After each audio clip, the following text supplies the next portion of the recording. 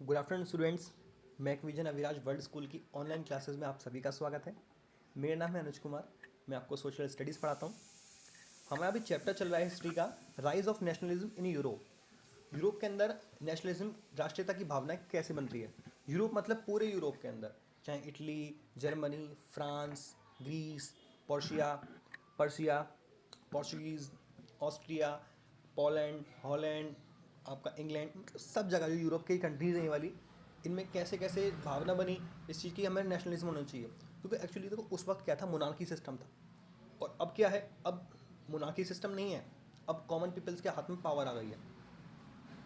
ठीक है ना। जैसे हमारे ब्रिटेन के हमारे जो पीएम है बोरिस जॉनसन, जिनको अभी कोरोना से वो भी हमारे पीड़ित ही हैं। ठीक है। तो कैसे कैसे किसके हाथ में आई, कितना टाइम लगा, क्या क्या स्ट्रगल लोगों ने किए, क्या रेवोल्यूशनरी पार्टी थी, ठीक है, कैसे आया, क्या, ये हम इसी चैप्टर में पढ़ रहे हैं। अब तक का हमने जो पढ़ लिया है उसका छोटा सा एक थोड़ा सा देख लेते हैं, व्यू कर लेते हैं, रिकैप ले लेते हैं। क्या था, हमने राइज ऑफ नेशनलिज्म यूरोप में देखा कि कैसे फ्रेडरिक सोरू एक ड्रीम देखते हैं। ड्रीम के अंदर उन्होंने क्या क्या चीज़ें देखी कि लॉन्ग मार्च की ट्रेन जा रही है, उसके अंदर बहुत अलग अलग कंट्रीज़ के लोग हैं, अलग अलग झंडे ले रखे हैं। ठीक है।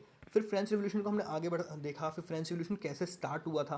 फ्रेंच रिवोल्यूशन के अंदर जो हमारे लुईस 16 थे, हमने नाइन्थ में पढ़ लिया था लुईस 16 के बारे में, तो कि लुईस 16 ख़त्म हुआ था, लोगों ने इस चीज़ के अगेंस्ट 1789 में जो रिवोल्ट चालू किया, फिर 1799 तक उनको आज़ादी मिली। मतलब 10 साल तक उन्होंने लुईस 16 को उनका राज्य ख़त्म करने के बाद 10 साल तक तो आराम से रहे। फिर नेपोलियन आता है।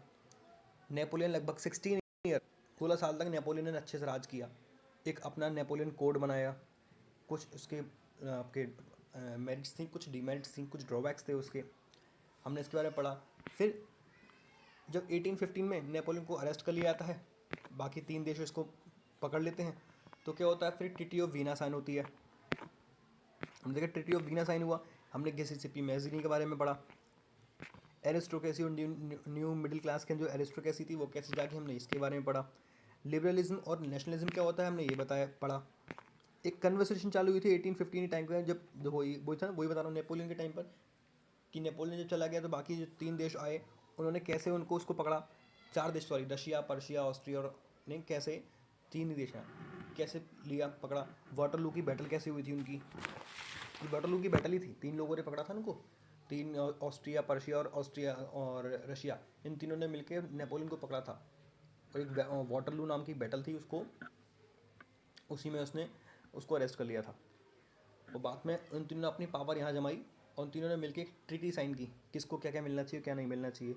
इसी वजह से रशिया को एक पोलैंड नाम का देश मिला, ऑस्ट्रिया को इटली मिल गया, और पर्शिया को क्या मिला, कुछ राज्य मिल गए, कुछ टेरिटरीज मिल गई थी। ब्रिटेन को कुछ नहीं मिला, जबकि फ्रांस के अंदर वो बर्बन डायनेस्टी थी, वो वापस चालू हो गई थी। फिर कुछ सीक्रेट सोसाइटीज़ आती हैं। ठीक है। अब गिसिसिपी मैजिनी के बारे में देख लिए। गिसिसिपी मैजिनी आते हैं अपनी जो इनकी सीक्रेट सोसाइटीज़ होती हैं, 2 सोसाइटीज़ थी इनकी सीक्रेट सोसाइटीज़। एक यंग इटली नाम की थी और एक दूसरी क्या थी, यंग यूरोप इन बर्न, यही था। फिर एज ऑफ रेवोल्यूशन आती है कि रेवोल्यूशनरीज उन्होंने कैसे किया, कैसे नहीं किया, कौन कौन से 2 आइडियाज़ थे जिसके दम पर आगे बढ़ रहे थे। सबके माइंड में 2 ही चीज़ थी, नेशनलिज्म और लिबरलिज्म। नेशनलिज्म, हमें राष्ट्रीयता चाहिए, सारी चीज़ें कॉमन। नेशनलिज्म का सिंपल मीनिंग है कॉमन चीज़, मतलब common language, common flag, common culture, ठीक है, कॉमन लोगों की एक्टिविटी, मतलब एक्टिविटीज़ तो खैर कॉमन नहीं, सबके अलग अलग होंगी, लेकिन हाँ, ये नहीं चाहते थे कि सब लोग आके रहें, फ्रांस भी है, जर्मन भी है, एक ही देश के अंदर अलग अलग भाषाएं बोली जा रही हैं। नहीं, वो चाहते थे कि एक कॉमन लैंग्वेज बने, एक कॉमन कॉन्स्टिट्यूशन बने जो सब उसको फॉलो करें, कोई हम पे सोवरेन नहीं करे। सोवरेन इट मीन्स हम पे कोई फोर्सफुली कोई हम पे राज्य ना करे, हम फ्रीडम रहे। ऐसी लिबरलिज्म था। लिबरलिज्म क्या, वो कहते थे हमें फ्रीडम चाहिए हर चीज़ की, हमें राइट टू वोट चाहिए, राइट टू वर्क चाहिए, राइट टू प्रॉपर्टी चाहिए, राइट टू इक्वालिटी चाहिए, right to equality before law चाहिए। तो सब कुछ उनके लिए उनको चाहिए था। ये किया किसने, ये मिडिल क्लास वाले लोगों ने किया जो रेवोल्यूशनरीज बन के आए थे। उस वक्त हमने पढ़ा फिर जुलाई रेवोल्यूशन क्या होता है। ठीक है। बर्बन किंगडम खत्म हो जाता है, लुइस फिलिप को पकड़ लिया जाता है, मार दिया जाता है, और नीदरलैंड बेल्जियम के पास चला जाता है। फिर हमने ग्रीक रेवोल्यूशन भी पढ़ा कि ग्रीक रेवोल्यूशन के अंदर क्या होता है, ओटोमन एम्पायर ग्रीक के अंदर, उसको एम्पायर को आज़ादी मिल जाती है, किसकी हेल्प से, बाकी लोगों की हेल्प से। आर्टिशियन की और पॉइट्स की हेल्प से। और एक ट्रिटी बनती है कॉन्स्टोपोल, पढ़ा था, कॉन्स्टेंटिनोपोल, कॉन्स्टेंटिनोपोल 1832 में एक बनती है। और उसके आगे आज हम पढ़ेंगे 1830 के अंदर, 30 के अंदर जो रेवोल्यूशन हुए, 1830 के अंदर यहाँ से पढ़ेंगे जो रेवोल्यूशन हुए उसका मतलब कैसे काम चालू हुआ। देखो अभी हम चैप्टर पढ़ रहे हैं ना, आपको मैं पता है कि पूरे एक सीक्वेंस समझ में नहीं आ रहा होगा कि यार सीक्वेंस कैसे चल रहा है, क्योंकि एक्चुअली ये सीक्वेंस है ही ऐसा आपका। ये मैं भी बैठे बैठे सभी सोच रहा था, लेकिन सीक्वेंस है ही। देखो सीक्वेंस में ऐसा नहीं, क्वेश्चन भी आपका ऐसा नहीं बनेगा। आपको पूरी स्टोरी अगर पता है ना कि कब क्या हुआ था क्या नहीं हुआ था, वुमेंस ने क्या पार्टिसिपेशन किया क्या नहीं किया, तो क्वेश्चन कोई सा भी आए आप डेफिनेटली आप उसे कर दोगे। 20 नंबर का क्वेश्चन आना है आपको पूरी हिस्ट्री की बुक से। आप खुद सोचो 20 नंबर के क्वेश्चन में आपको क्या देगा वो। ठीक है, तो आपको मैं इसलिए पूरा चैप्टर इसलिए पढ़ाना, मेरा मेन मोटिव आपको चैप्टर पढ़ाने का यही है। क्वेश्चन चाहे कोई सा भी आए, आप सारे के क्वेश्चन को अटैम्प्ट करने की एक हिम्मत रख सकते हो। ये नहीं कहोगे कि यार ये वाला मुझे नहीं आता। आपको जब पूरी हिस्ट्री पढ़ी, जब पूरी रामायण पता होगी आपको, तब बता सकते हो कि कोई सा ही पार्ट आपसे पूछ ले कि हाँ कि इसको कुंभकर्ण को किसने मारा, या आपके किसी से में कौन था, रेवोल्यूशनरीज कौन था, नेपोलियन कब आया, नेपोलियन कब गया, उसको किसने पकड़ा किसने नहीं पकड़ा। तो ये चीज़ आपको पता होनी चाहिए। ठीक है, नोट्स साथ साथ प्रिपेयर करते रहना, बीच में कहीं भी दिक्कत लगे कॉल कर लेना बेझिझक होके। मेरे पास कई स्टूडेंट्स के कॉल आ जाते हैं, पूछ लेते हैं, तो ये मत सोचो कि सर बताएंगे नहीं या फ़ोन उठाएंगे नहीं। मैं हमेशा फ्री हूँ आपके लिए, आप कभी भी मुझसे पूछ सकते हो। ठीक है, तो हम आज की क्लास चालू करते हैं कि 1850-30 के आज देखो, आज थोड़ा अच्छी क्लासेज है आज वाली जो है, उसमें कुछ अच्छा पढ़ने को मिलेगा, कुछ अच्छा पढ़ते रहो डेली, अच्छा है। लेकिन आज थोड़ा स्टोरी टाइप चीज़ें हैं।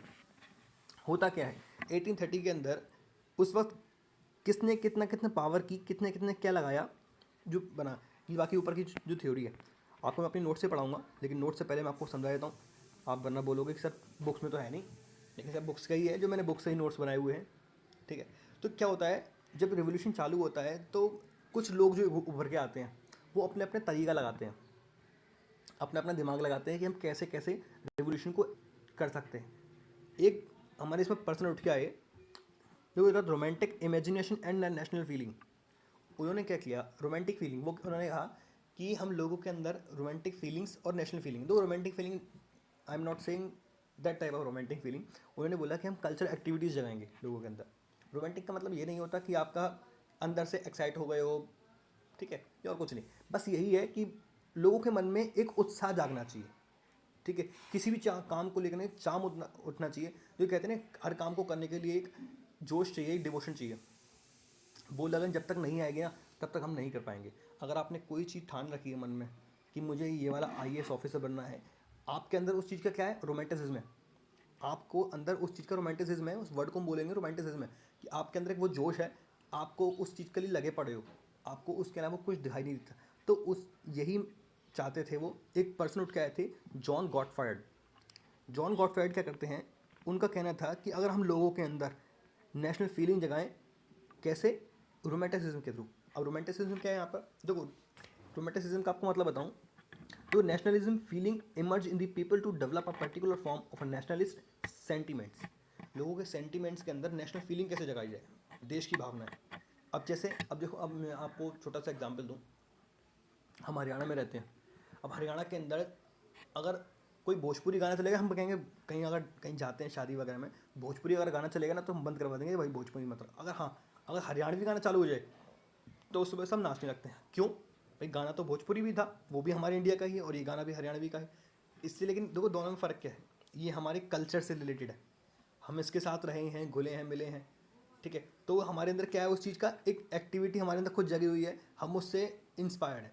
तो उन्होंने वो यही बोला कि हम कल्चर एक्टिविटी लोगों के अंदर जगाएंगे जो लोकल एरियाज़ वाले हैं। जैसे फ्रांस के लोग हैं, फ्रांस की चीज़ें ही हम अगर करेंगे तो लोगों के मन में आएगा कि हाँ यार, हमको फ्रांस की ये चीज़ें चाहिए, हमें आगे तक ऐसा ही चाहिए। तो यही चीज़ उन्होंने, यही पॉइंट को पकड़ा और यही लोगों के अंदर मन में जगाया। द कल्चर मूवमेंट स्टार्ट किया जर्मन फिलोसफर जॉन गॉटफ्रायड ने। रोमांटिसिज्म, रोमांटिसिज्म में culture a movement which sought to develop a particular form of national sentiments. Romanticism artists and poets generally criticized the glorification of the reason and science. Generally science वगैरह को सब वहाँ ठुकरा दिया करते थे। And focus instead on emotions, institution and mystical feelings. लोगों की भावनाओं को खेलने के लिए, लोगों की भावनाओं और इमोशंस को कंट्रोल करने के लिए उस पर फोकस किया गया. Their efforts was to create a sense of shared collective heritage. उनका सेंस यही था कि लोगों के अंदर वो अपने देश के प्रति राष्ट्रीयता, देश के प्रति उत्साह जगाना है कि उनको एक नेशनलिज्म कंट्री चाहिए. अब कई सारे रोमांटिसिज्म थे. तो German philosopher John Gottfried Herder 1744 से 1803 तक रहे. ठीक है, इन्होंने एक true German culture was to discovered among the common people, जिसका नाम था दास वॉल्क, एक कल्चर चालू किया. It was thought folk song, folk poetry और folk dance that the true in spirit of nationalism was popularised. उन्होंने इस चीज़ को पॉपुलर किया. फोक सॉन्ग, फोक प्रॉपर्टीज़ और प्रॉपर्टीज़ कर रहा हूँ, फोक पोइट्री एंड फोक डांस की जहाँ मिलेगा हम लोगों के अंदर ही जगाएंगे फ्रेंच की चीज़. जो चीज़ दिखाएंगे हम फ्रेंच की दिखाएंगे. डांस भी फ्रेंच का होगा, कविताएं भी फ्रेंच की होंगी, गाने भी फ्रेंच के चलेंगे. फ्रेंच कर रहा है, जर्मन मैं इतनी से फ्रेंच बोल रहा हूँ, जर्मन अभी हम जर्मन की पढ़ रहे हैं. फ्रेंच याद होते तो सब फ्रांस हो गया. जर्मन की हम बात कर रहे हैं. So collecting the recording these forms to folk culture was essential to project of the national building. The emphasis was on vernacular language and the collection of local folk. ठीक है, आई होप आप सब bore हो रहे होंगे. पर मैं अपनी निकालना ही पड़ेगा, अपनी नोट्स से आए. देखिए क्या होता है, इतनी छोटे से मैं कंप्लीट कर दिया. आपको कैसे कंप्लीट कर दिया, आपको पूरा लिखना है. मैं तो क्या पूरे अनार का जूस निकाल के समझ लो कि आपके सामने वो अनार था, मैंने इसका जूस निकाल के रख दिया कि कैसे कैसे हुआ. आपको पूरा अनार कॉपी करना है कि यहाँ की कैसे करना है, कैसे नहीं करना है. ठीक है, चलिए हम बात करते हैं. Nationalism feeling emerge in the people to develop a particular form of a nationalist sentiments. लोगों के अंदर नेशनल सेंटिमेंट जगे, इसके लिए एक भावना जगाई गई. किसके द्वारा? The culture movement start by the German philosopher Fichte थे, इनके द्वारा ही कल्चर एक्टिविटी जगाएगी. He feels that if we increase the nationalism idea by using cultural activities like folk dance, folk music, due to this people can aware about nationalism. इसके जरिए हम लोगों के अंदर नेशनलिज्म की भावना जगा सकते हैं. बस यही था मेन चीज़, यही उनका काम यही था कि लोगों के अंदर रोमांटिसिज्म डालना. अब क्या होता है, एंड ऑफ 18th सेंचुरी, अब थोड़ा हटके है ये, इस पॉइंट से थोड़ा सा हटके है लेकिन रिलेटेड इससे ये क्या कहता है. 18th सेंचुरी की लास्ट में क्या होता है, हम जो बात कर रहे हैं वो अभी रेवोल्यूशनरीज के बारे में बात कर रहे हैं. 1830 टू 1848. तो 1830 सेंचुरीज की लास्ट की बात करते हैं. तो रशिया, हमने जब देखा था कि ट्रीटी साइन हुई थी, ट्रीटी ऑफ वेना, तो उसके अंदर रशिया जो चला गया था पोलैंड के पास चला गया था. पोलैंड जो है रशिया के पास चला गया था. और रशियन ने क्या किया, रशियन किंग ने वहाँ की पॉलिश की जो लैंग्वेज थी वो रिमूव कर दी. Russian language implement in every school offices. अब क्या हुआ, वहाँ जितने भी जो पॉलिश लोग थे, पोलैंड में पॉलिश लोग रहेंगे, अब उनकी लैंग्वेज थी सबको ख़त्म कर दिया. और उनके स्कूल्स में सब जगह, ऑफिसेज में, स्कूल में, हर जगह इंग्लिश लैंग्वेज को, रशियन लैंग्वेज को ही बोल दिया कि अब यही यूज़ की जाएगी. इससे लोग हो गए वहाँ के एंग्री कि ऐसे कैसे हो जाएगा, आपने हम पे राज किया है, इसका मतलब थोड़ी कि आप हमारे पूरे हम पे भी राज कर लिया है. आप अपने रूल्स बना सकते हो, रेगुलेशन बना सकते हो, हम उसको फॉलो करेंगे. ऐसा थोड़ी है कि आपने जो आप कहोगे हम वही करेंगे. आपने हमें ख़रीदा थोड़ी है, आपको हम केवल मिले हैं, आप हम कोई राज नहीं कर सकते. तो वहाँ के now Polish peoples got angry due to this rule. So they stand against Russia but they lost because Russia had powerful country in 1831. लोग खड़े तो हुए थे अगेंस्ट में लेकिन हार गए. क्या करें, क्योंकि वो पावरफुल था. Russian king send Polish revolutionaries and priest and artist in jail and Siberia. अब रशियन किंग क्या करता था, जो उसको रूल मानता था ठीक, जो नहीं मानता था उसे क्या करते थे, जेल भेज देते या भेज देते थे साइबेरिया. अब क्या होगा, साइबेरिया क्यों, साइबेरिया एक जगह का नाम है रशिया के अंदर.